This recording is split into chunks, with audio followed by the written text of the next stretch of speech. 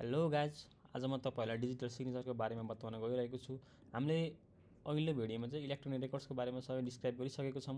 Now let's talk about digital signature. So basically digital signature भनेको चाहिँ के भन्दाखेरि नर्मल्ली हामीले कपीमा साइन गर्ने एउटा सिग्नेचर हुन्छ र अब इलेक्ट्रोनिक फर्ममा त्यही सिग्नेचर हामीले एक्सट्र्याक्ट गर्छौँ अथवा गर्छौँ केही निकाल्छौँ भने चाहिँ that is also called digital signature. तर नर्मल सिग्नेचर गर्ने साइनभन्दा थोरै फरक छ यो कुरा है।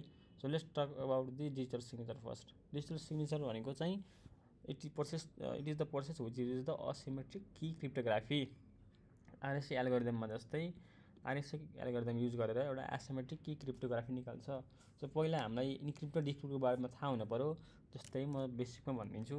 हाई लेखेको छु मैले, यसमा चाहिँ तपाईँको एउटा की युज गरेर प्राइभेट की युज गरेर कम्बाइन गऱ्यो भने प्लस हाई भनेर कम्बाइन गऱ्यो भने यो एउटा के निकाल्छ, यसले साइफर टेक्स्ट भनेर निकाल्छ। जस्तै कि यो साइफर टेक्स्ट भयो। यो मेसेज हामीले पढ्न सक्छौँ त के लेखेको छैन, यसमा के लेखेको छ अर्थ नै थाहा छैन। यसमा लेखेको छ हाई।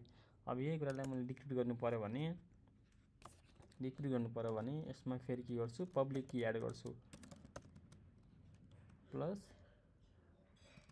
यो टेक्स्ट है प्लस यो गर्छु भने यसको आउटपुटमा के आउँछ, हाई भनेर आउँछ। सो यो इन्क्रिप्ट भयो, यति प्रोसेस इन्क्रिप्ट भयो र यसमा पब्लिक की जोडेर डिक्रिप्ट भयो। सो यसमा हामीले पब्लिक की कता युज गर्ने, प्राइभेट की कता युज गर्ने भन्ने पनि फरक हुन्छ भेराइटी। हामीले एउटै की युज गर्छौँ भने इन्क्रिप्ट र डिक्रिप्टको लागि एउटै की युज गर्छौँ भने इट इज कल्ड सिमेट्रिक। फरक युज गर्छौँ भने it is called asymmetric.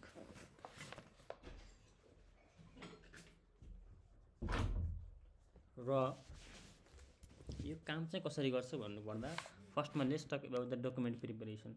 So digital signature, अब गभर्मेन्ट डिजिटल सिग्नेचरले कसरी काम गर्छ त भन्दाखेरि फर्स्टमा हुन्छ डकुमेन्ट प्रिपरेसन। एउटा नर्मल डकुमेन्ट एक्जाम्पल लिउँ, citizen registration dot certificate dot PDF भन्ने एउटा डकुमेन्ट छ। अब यसमा चाहिँ यही डकुमेन्टमा हामीले ह्यास जेनेरेट गर्छौँ। कुन एल्गोरिदम लगाएर 256 एल्गोरिदम लगाएर हामीले यो ह्यास फङ्सन है यो लगाएपछि यसले के निकाल्छ, ह्यास भ्यालु निकाल्छ।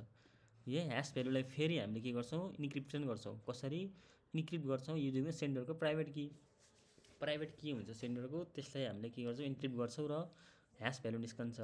त्यो ह्यास भ्यालु निस्कने भ्यालुलाई नै के भन्छौँ, हामीले डिजिटल सिग्नेचर भन्छ। अब यही कुरा कसरी काम गर्छ भन्दा सर्टिफिकेट हुन्छ। अब त्यही डिजिटल सिग्नेचर सर्टिफिकेटमा एट्याच गरिन्छ र public certificate is also attach भनेको गभर्मेन्टले एउटा सर्टिफिकेट निकाल्छ, पब्लिक सर्टिफिकेट होइन, त्यो पनि के हुन्छ, यसैमा एट्याच हुन्छ। सो डकुमेन्ट प्लस डिजिटल यसरी काम गर्छ है।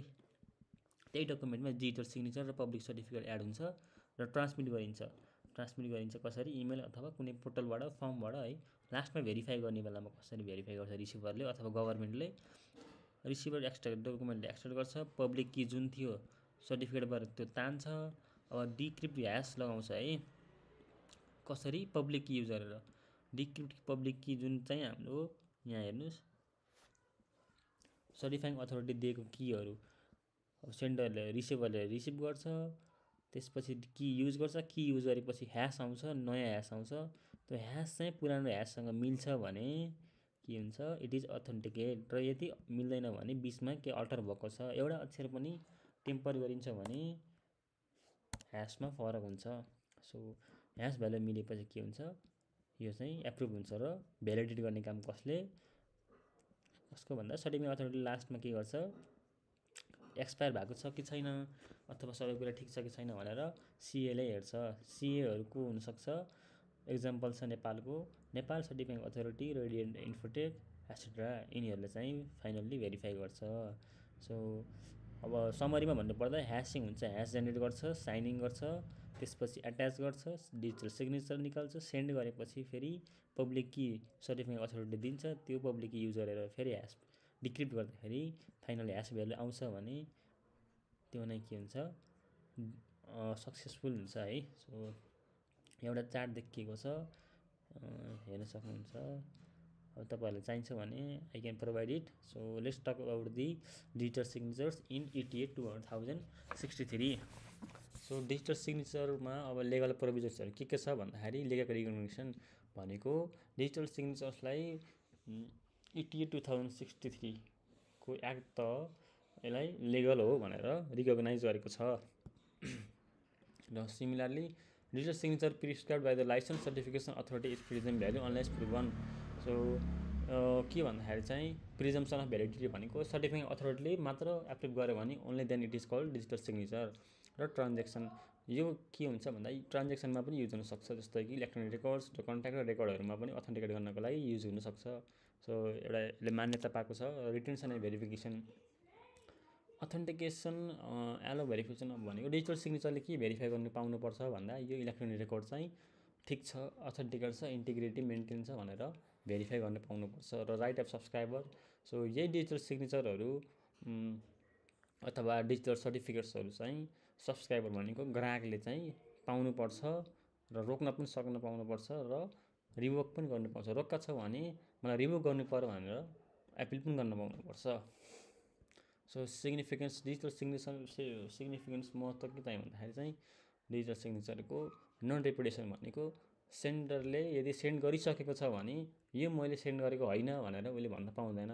उसले सेन्ड गरेको छ, ह्यास भ्यालु निस्केको छ भने देन सेन्डर इज इट होइन। र इन्टिग्रिटी मेन्टेन गर्छ, लिगल प्रुफ। र यही डिजिटल सिग्नेचर कोर्टहरूमा अथवा अदालतमा पनि एज अ एभिडेन्स यो निकाल्न सकिन्छ। सो इलेक्ट्रोनिक रेकर्ड्स र डिजिटल सिग्नेचर्स बिटविनको इन्टिग्रिटी के छ अथवा इन्टर कनेक्सन के छ भन्दाखेरि authenticity digital signatures confirm the identity of sender है। यसले सेन्ड गरेको भनेर चाहिँ कन्फर्म गर्छ आइडेन्टिटी, इन्टिग्रिटी। केही इन्टिग्रिटी मेन्टेन हुन्छ कसरी, केही अल्टर्नेसन भएको छ रेकर्डमा भने यो डिटेक्ट हुनसक्छ। अनि लिगल भ्यालिडिटी यो दुइटै इदर इलेक्ट्रोनिक रेकर्ड अथवा डिजिटल सिग्नेचर दुइटै कुराहरू चाहिँ कानुनले चिनेको छ, रिकगनाइज गरेको छ। सो युज अफ क्रिप्टो अब सेक्युरिटीको कुरा आउँछ। यही डिजिटल सिग्नेचर्सलाई कसरी भन्दा by the help of cryptography confidentiality र प्रोटेक्सन मिसयुज एगेन्स्ट चाहिँ के भएको छ, मेन्टेन भएको छ। यो कुराहरू तपाईँहरूले पढ्नुपर्ने हुन्छ पिडिएफमा है। I can provide the PDF if you need it. Electronic records any information stored or ट्रान्समिटरले इलेक्ट्रोनिकल्ली होइन केही ट्रान्समिट गर्छ, राख्छ, सेन्ड गर्छ, रिसिभ हुन्छ भने चाहिँ it is electronic record under कति सेक्सन 3। सेक्सन 3मा इलेक्ट्रोनिक रेकर्ड्सको कुराहरू आउँछ। सेक्सन 4 को अन्तर्गत चाहिँ 4, 5, 6 को अन्तर्गत डिजिटल सिग्नेचर्स आउँछ है।